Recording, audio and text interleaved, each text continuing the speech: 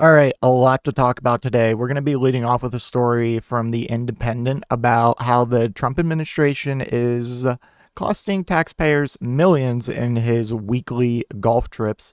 And also, we're going to talk about today, we're going to discuss the HHS, Health and Human Services, are going to be looking to cut a lot of employees, and you'll see how they're starting to begin that here soon. And we're also going to talk about how a pro Palestine activist who was here permanently on a green card was arrested and is facing deportation. So, without further ado, we're going to start with the Trump administration's expensive golf trips. So, from the Independent, Trump's Florida golf weekends are costing taxpayers $18 million, report says, as he hits the links again. So I was also interested, we're going to get some numbers about how much Trump's golf trips are costing. And we're going to compare Trump's first term to Biden's first term in terms of like these kind of travel expenses. And it's really interesting. So stick around for that at the end here. So, less than 2 months after returning to the White House, Donald Trump has reportedly played golf on 13 of the 48 days he has been back in office. And the cost of those trips to Florida has been mounting. On the same day, his prized Scottish golf resort, Turnberry, was vandalized by pro-Palestinian activists in response to his genocidal rhetoric regarding the future of Gaza. The president was back on the course near Mar-a-Lago. So yeah, when they say his genocidal rhetoric, they're talking about the clear ethnic cleansing and the fact that Trump wants to occupy the Gaza Strip and kick all of the natural inhabitants out, all the Palestinians out, and not allow them to return and basically turn it into like a resort. Anyways, the White House poll report on Saturday, March 8th had him arrive at the Trump International West Palm Beach just after 8:15 a.m. after a short drive from his winter White House, just across the Intracoastal Waterway in Palm Beach proper. According to an analysis by HuffPost, this is his 10th trip to the club adjacent to Palm Beach International Airport since his inauguration on January 20th. He has also golfed 3 times at Trump Doral, just east of Miami International Airport. And then you can see this was just a couple of days ago. He waves from his limousine as he arrives at his golf club in West Palm Beach. All right, so the outlet claims, citing costs from a 2019 Government Accountability Office report, that the president's apparent insistence on spending his weekend 6 out of 7 weekends so far in Florida now has cost American taxpayers in excess of $18 million. So these numbers are funny to me because, um, I'm not a deficit hawk. I don't get too bent out of shape about these numbers in a million for stupid shit like this. Honestly, drop in the bucket in my eyes. But these people are supposed to be deficit hawks. We're going to also get to, towards the end of this video, stuff that DOGE is cutting that is nowhere even close to recouping just Trump's golf expenses. And it's just one example. You can go and browse doge.gov yourself and see, just kind of compare to what they're saving to what they're cutting and to what Trump is just, willy-nilly doing every weekend with their taxpayer money and just racking up giant bills in their eyes. So, during his first term in office, the total for these trips was put at $151.5 million over 4 years, with the first 4 trips costing $3.3 million each in 2017 dollars. A sum that, given inflation, will have now increased. Trump and his entourage fly down on Air Force One while the military transports his motorcade vehicles using C-17 planes at a hefty cost. On the ground, since traveling from Mar-a-Lago to the golf club involves crossing back onto mainland from the barrier island, police boats with machine guns mounted on the bows patrol the waterway while a Coast Guard vessel remains stationed off the beach in the Atlantic. Additional expenses include local law enforcement and explosive sniffing dogs. Security has been greatly tightened since the 2 assassination attempts on Trump during the 2024 campaign, the first at a Butler rally in Pennsylvania, and the second when a potential shooter was found hiding outside the very same West Palm Beach golf club. After a week of inauguration events back in January, the president undertook his first trip flying from D.C. to North Carolina and California and Nevada before heading to Florida. Jesus. When asked by reporters on Air Force One whether he would be golfing upon his arrival in the Sunshine State. Say that 10 times fast. I can't even say it once. Trump replied, "No, I don't think so. I'm busy. President Trump is golfing this morning at Doral." So, no. And then the very next morning, golfing. He was then pictured playing at the Doral course in Miami in a tweet posted by a Fox News reporter. So, and that comes from the beloved Fox News. On Saturday, the president departed a West Palm Beach course at 1:23 p.m. with the pool reporting he returned to Mar-a-Lago at very high speed, arriving back at the resort club at 1:29 p.m. So, yeah, he's been traveling, and his first term, it's estimated to be about 150 million. You know, from my point of view as a spend-happy liberal, that's a drop in the bucket. But from their view, why is no one making a big deal about this? Why is this just, we don't talk about it? And this isn't even like, is this even accounting for his trip to the Super Bowl? Like, I don't care about this, but I know conservatives are supposed to, but I don't see any talk about it. So yeah, let's get into the comparison real quick about Joe Biden and Trump and kind of their non-presidential activities is how I tried to word it to ChatGPT. By the way, all the numbers here are estimates, alleged numbers, even from the Independent. Those are estimates, and that's for both sides. I want to make that clear. Nothing I say here is meant to be fact. So, I'm not going to read all this, but I asked, there is now reporting about how much money Trump's golf trips are costing taxpayers so far his second term. This got me thinking. How much money did Joe Biden's administration rack up in travel expenses for non-presidential activities like this? And I'm not going to read all this, but you can see kind of what Biden's versions of Mar-a-Lago was. He likes to go to Delaware a lot. But as I said, determining the exact taxpayer cost of President Joe Biden's travel for non-presidential activities is challenging due to limited transparency and comprehensive reporting. However, available information provides some insights. Get some examples of the expenses of some of his random trips. This is just examples. We're not going to go over them, but you have his trips to Delaware, even include some campaign related travel, and then his vacations at supporters' residence and departmental travel expenses. So that's just some examples there. You can pause and read them. I just asked, can you get me an estimated total of his entire term? Estimating the total taxpayer cost of President Joe Biden's travel during his term involves several components, primarily related to his frequent trips to Delaware and other personal travel. So it kind of goes over those again. But based on the available information, the estimated taxpayer cost of President Biden's personal travel over his 4-year term is approximately $23 million. Trump's almost spent that in less than 2 months. Less than 2 months. Almost more than Biden's entire presidency.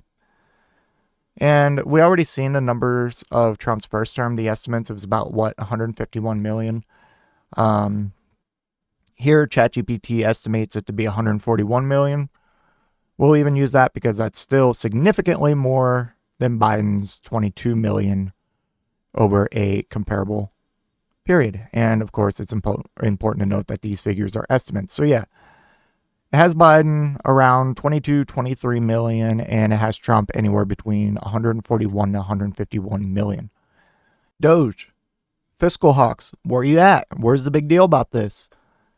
You're gonna make deals about stuff like this. Okay, I'm not coming out here and making a definitive defense for these programs. I'm just gonna tell you more about what these programs were and their purpose, and how they may or may not benefit us in an indirect way as a country.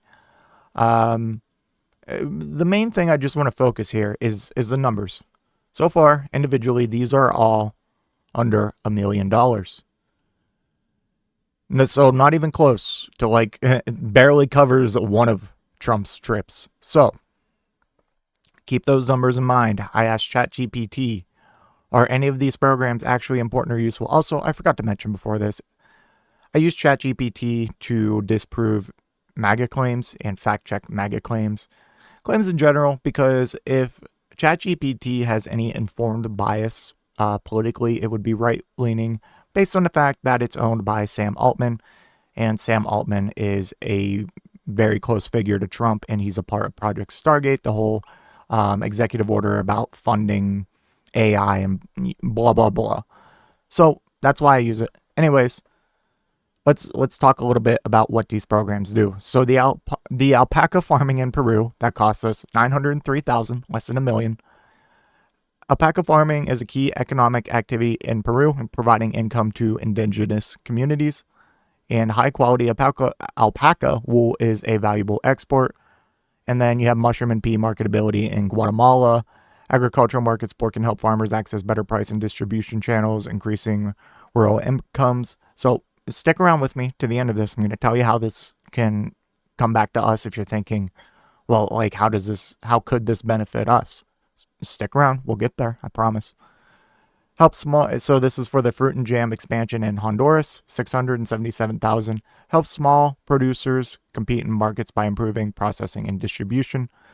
And then social and cultural support, reducing discrimination against recyclers in Bolivia, 364,000. Many waste pickers, often from marginalized groups, face social stigma and poor working conditions. Funding could go towards better policies, safety measures, and fair wages. Cultural understanding of Venezuelan migrants in Brazil, 323,000. Millions of Venezuelans have migrated due to economic collapse. Programs like this could reduce xenophobia and help with integration into Brazilian society. Sustainable and food security. So we have vegetable gardens in El Salvador, 813,000. Artisanal salt production in Ecuador, 483,000. Beekeeping in Brazil, 39,000.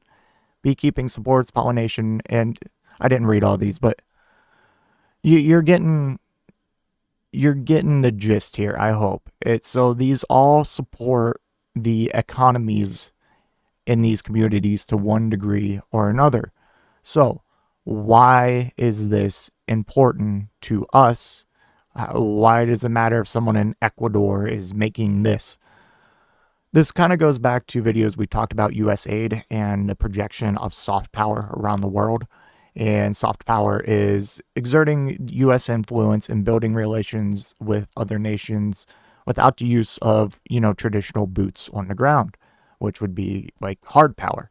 So as I asked ChatGPT, I'm curious why we are funding these programs to begin with. Do they have any actual benefit to the US? So stronger economies equal better trade partners.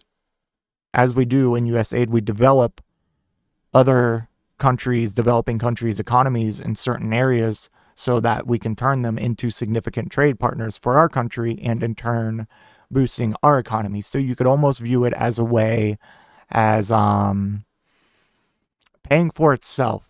Like, this is stuff that takes place over a long term, and it's not benefits or reward you are able to just visibly reap right away.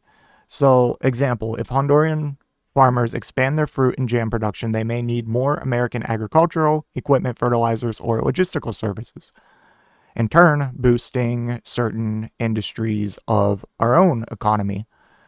And stable markets equals lower risk for U.S. businesses investing abroad. That's very important to our private sector. And let's look at preventing migration and border issues. So a part of this is helping to stabilize their economies so that they don't feel the need to mass migrate to better economies and better standards of living as the U.S. So, example, if Venezuelans are better integrated into Brazil instead of heading north, there's less stress on U.S. immigration. So that's directly to us funding basically the integration of Venezuelan migrants to Brazil. We're basically giving less than $1 million, a couple 100,000 to say, hey, we'll help you, learn how to integrate these immigrants and we don't have to deal with them. So stuff like that, national security and political stability. Weak economies equals instability, which equals crime and extremism. And as much as you like to pretend that we can just wall ourselves off from the rest of the world and whatever happens out there won't affect us, that's just that naive thinking. This is a As much as you don't like it, this is a global economy. What happens in other countries will directly affect us in more ways than you can just think of. And then we already talked about this soft power and diplomatic influence. So a big reason why we're the economy we are, the great nation that we are, is because of the influence we exert overseas that the Trump administration is actively undermining, whether that be hard power with our allies or soft power between funding of U.S. aid programs and programs like this. Not the point of the video, but I just kind of wanted to, really not the point of the video, but I'm trying to put into perspective here of what's being cut and how little it is, but how much it means to wherever it's going to, versus like what are they doing with this money when they cut it? It's not even enough to fund Trump's golf trips. It's not like they are actually trying to reduce the deficit based on the House proposal to increase the what is it, the cap, the I can't think of the word right now, but you know what I'm talking about. By several trillion, so they can extend the tax benefits from Trump's first term. You're not getting additional tax breaks, by the way. They're just extending what you already have, which for a household of like 80,000, that's roughly $1,800 a year in tax relief. I personally don't think that's worth cutting Social Security, Medicare, Medicaid, and all these government programs, whether that be the VA or the FAA, like, or even the IRS. Like, these programs do more good for you than you might think, than what Republicans are telling you. So it's the money they're cutting is not going to anywhere that's going to benefit you. It's not going to some universal health care fund or some infrastructure fund. It's literally it can't even pay for Trump's golf trips, okay?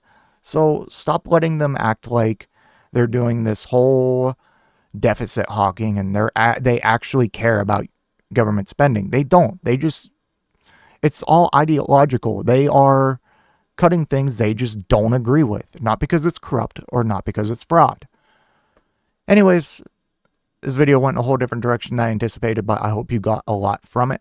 Anyways, let me know what you think in the comment section down below, and I will see you in the next one. If you made it to this point in the video, I just want to give a special thank you. If you enjoyed it, please hit that like button down below, and if you really enjoyed it, maybe consider hitting that subscribe button while you're down there. I want to hear your thoughts in the comment section. I will try to reply to any and all comments that I can. Until next time, watch that video on screen.